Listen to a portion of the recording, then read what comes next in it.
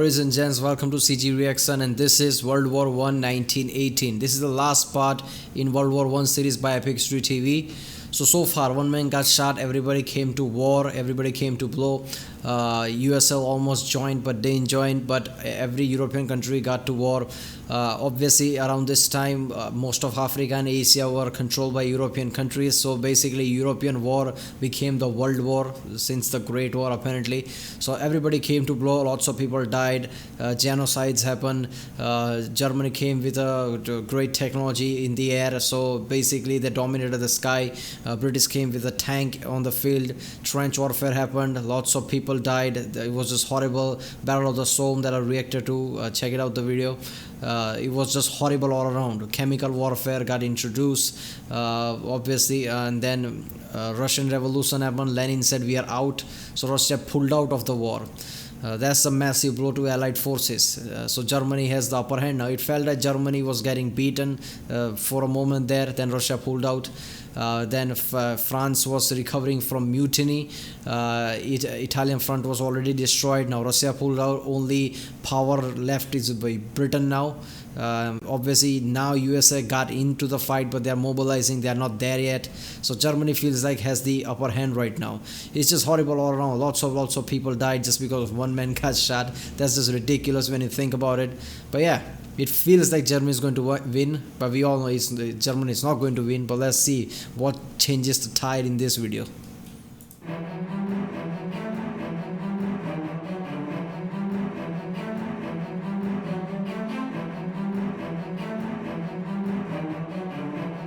(1918) After 3.5 years of war, the Allies are in crisis. Russia has been rocked by revolution, and its new Bolshevik government has signed an armistice with the Central Powers.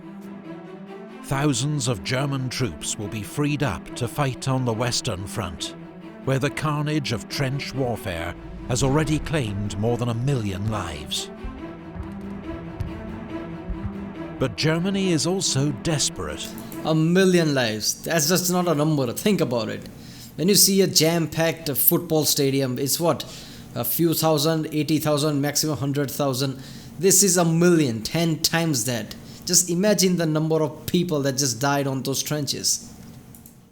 Britain's long naval blockade has led to shortages and social unrest at home, while America's entry into the war brings fresh manpower and vast resources to the Allied cause.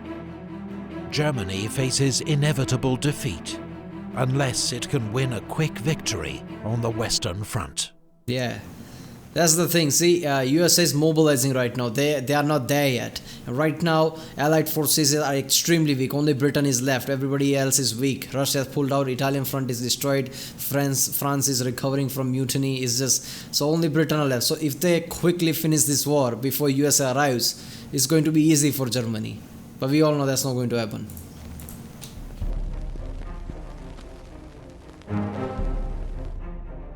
US President Wilson announces his 14 points. They outline his vision for a post-war world, including an end to secret treaties, a reduction in the size of armed forces, self-determination for the people of the Austro-Hungarian Empire, and an international organization to settle future disputes. But most European leaders dismiss his ideas as Did he predicted European Union? Damn. wishful thinking.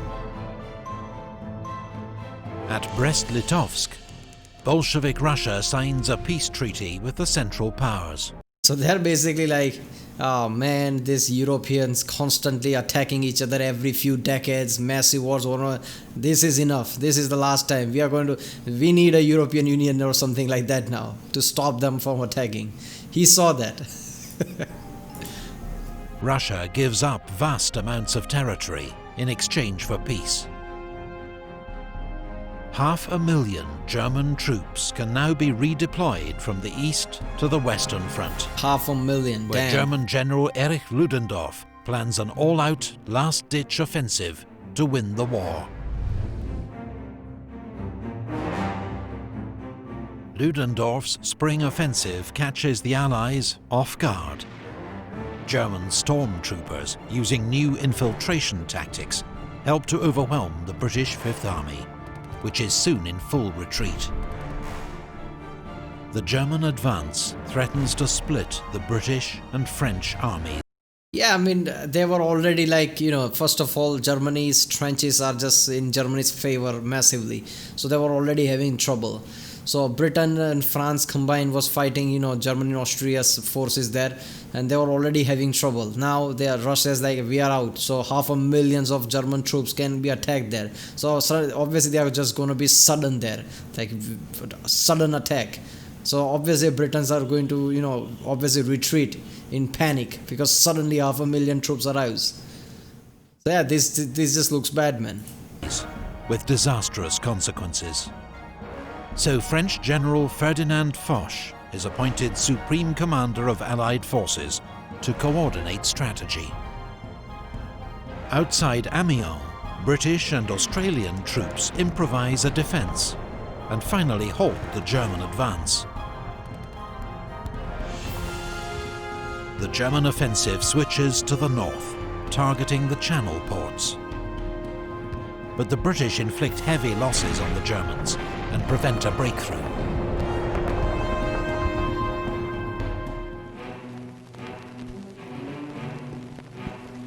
Air power. Above the trenches, the First Air War continues to escalate. Each side now has more than 3,000 aircraft in service on the Western Front. But by 1918, the Allies have won air superiority, thanks to greater resources. Oh, wait a minute, so did they got that technology too? Machine gun fire through propellers that Germans invented, did they got that too now? Or did they, or Allied forces won regardless of that? On the 21st of April, Germany's most famous pilot, Manfred von Richthofen, the Red Baron, is shot down and killed near Amiens. With 80 victories, he's the war's highest-scoring ace, and is buried by the Allies with full military honours. Britain's new independent bombing force launches a daylight raid against Cologne. It marks the beginning of Britain's own strategic bombing campaign. Damn. On the ground, Ludendorff's offensive switches south, targeting the French. German troops advance 30 miles, but are halted at the River Marne, just as fresh American divisions enter the line. The US 1st Division is the first to see combat at the Battle of Cantigny. 3 days later, the US 2nd Division wins victory at the Battle of Belleau Wood. By now, there are nearly 1 million American soldiers in France, with 10,000 more arriving every day. The fourth phase of the German offensive leads to a 9-mile advance, but is finally halted by a French counterattack. In Italy, Austria-Hungary launches an attack at Asiago and the Piave River to support Ludendorff's offensive in France. But it's repulsed with heavy losses, and morale amongst the Austro-Hungarian army collapses. Damn.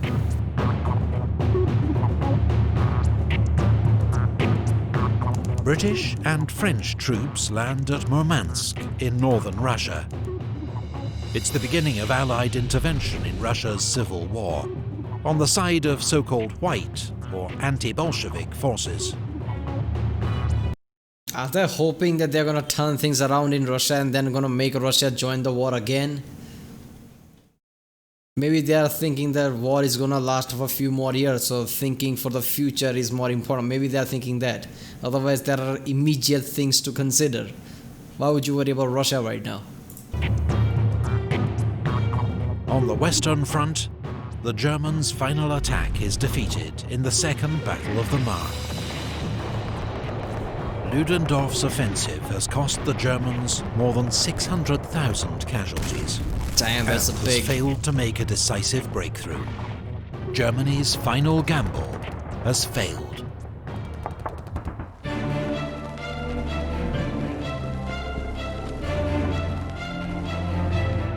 The Allies now go on the attack.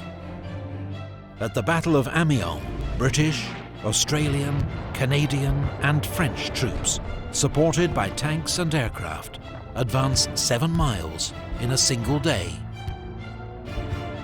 General Ludendorff calls the 8th of August the Black Day of the German army. German troops are exhausted, hungry and demoralized, and begin to surrender in their thousands. The Battle of Amiens begins the Allies' 100 Days Offensive. Trench warfare is over. The Germans are in full retreat.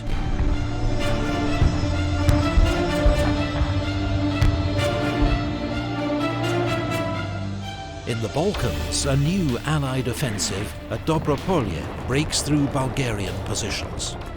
The overstretched Bulgarian army collapses, and 2 weeks later, Bulgaria signs an armistice. In the Middle East, British-led forces defeat the Turks at the Battle of Megiddo, taking 25,000 prisoners. Allied troops soon occupy Damascus and Aleppo. On the Western Front, Marshal Foch orders a general attack. British, French and American armies reach the Hindenburg Line, a line of reinforced German defences. Okay, so Americans are out now. Alright. And break through.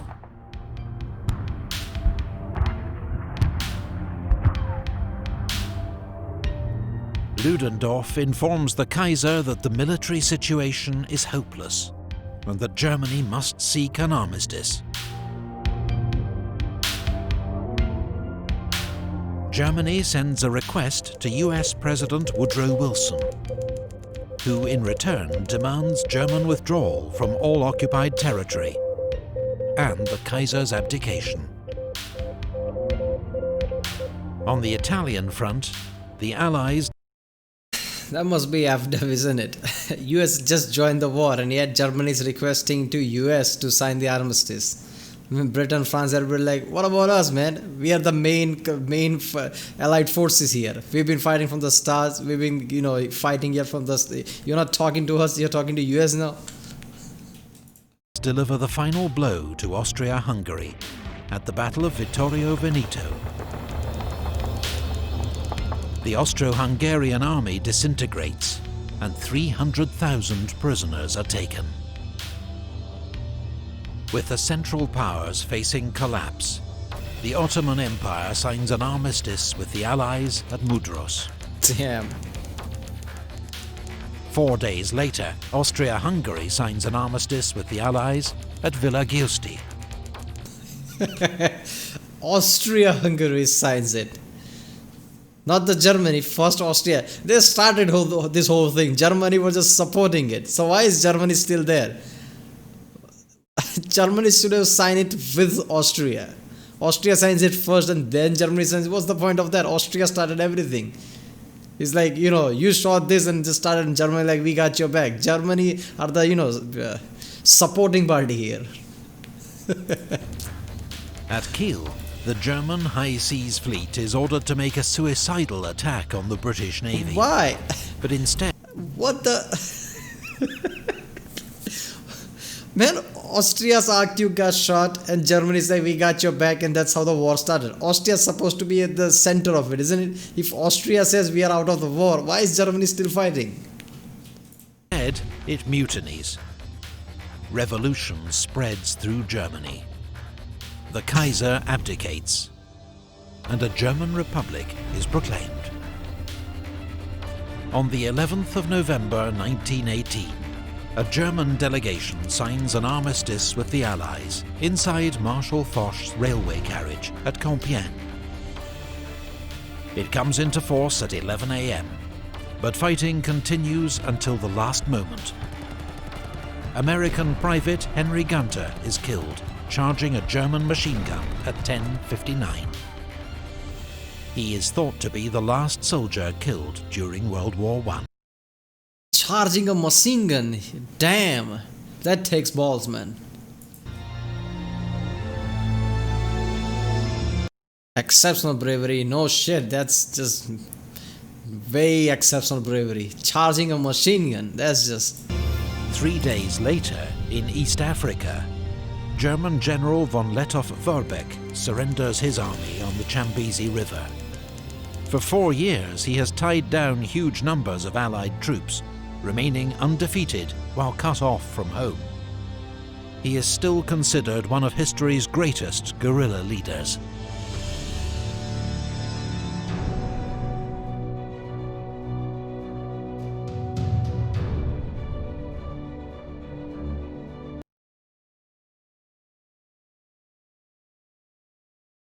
This is not a peace, it is an armistice for 20 years. Marshal Foch in 1919. He said that in 1919. He was so right, wasn't he? He saw the World War II is coming. The Paris Peace Conference opens at the Palace of Versailles, just outside the French capital. Delegates accept a proposal to create a League of Nations to settle future international disputes. The Versailles Treaty, signed in June, imposes harsh terms on Germany. Its military is restricted in size. It must pay war reparations to the Allies. It loses territory to its neighbours, and its colonies are seized by the victors. Germany must also accept responsibility for the war in a war guilt clause, a source of lasting resentment in Germany.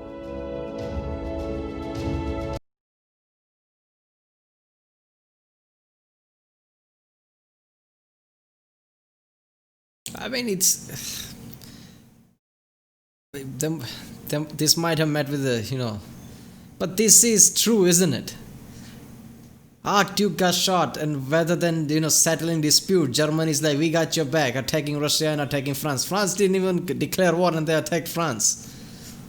I mean, you can't blame Allied forces for doing this. Even when Austria is like, we are out, we signed the armistice, Germany was still trying to fight it. Why? The reason why all started, they signed the treaty. They are like, we are out, and you're still going to fight. Obviously, you're gonna meet with harsh resistance after that.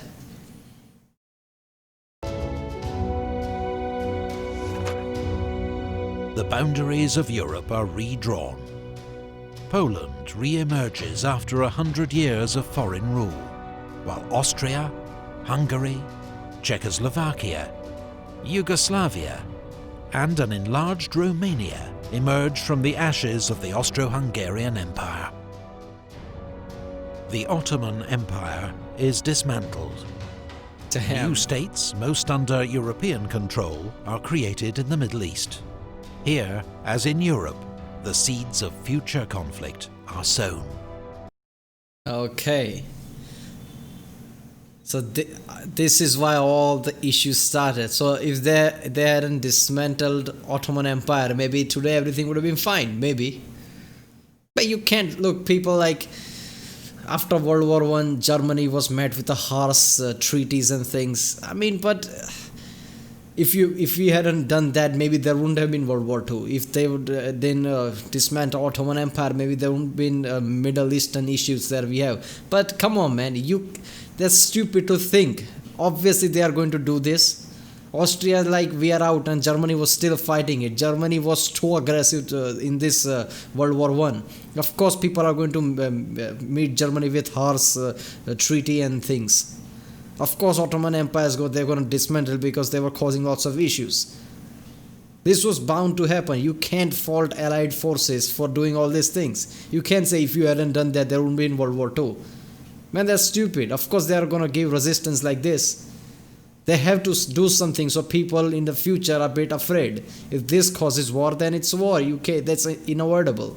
World War II was bound to happen. You can't say maybe you shouldn't have done that, World War II wouldn't have happened. Maybe you should have done lots of things and no war would have happened. But that's not the way to think things.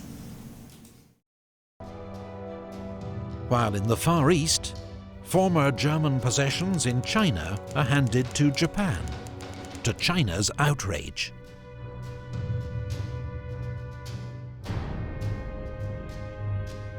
World War I claimed the lives of 9.5 million soldiers. 1 in 8 of those who fought. 21 million more were wounded. 1 in 8. Whoa, that's a big number. Everybody who fought, one out of those 8 died. That's a high number, man. 7 million civilians also lost their lives. Yeah, that's effed up. Huge areas of Europe were left devastated. This is Old village? empires vanished. New states were born. Lives across the world were transformed. The world was never the same again. That is just effed up.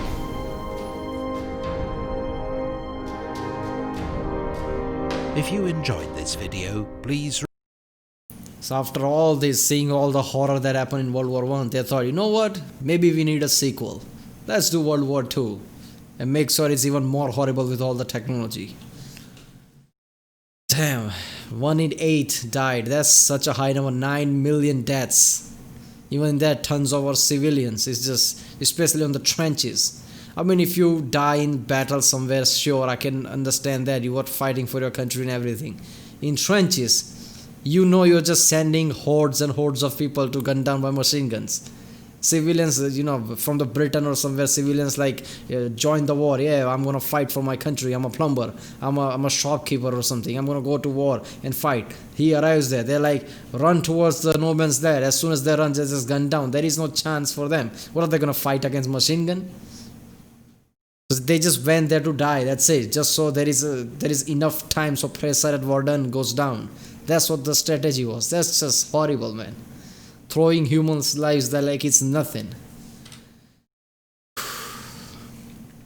This war was horrible. Alright, if you like my reaction, please don't forget to like and subscribe.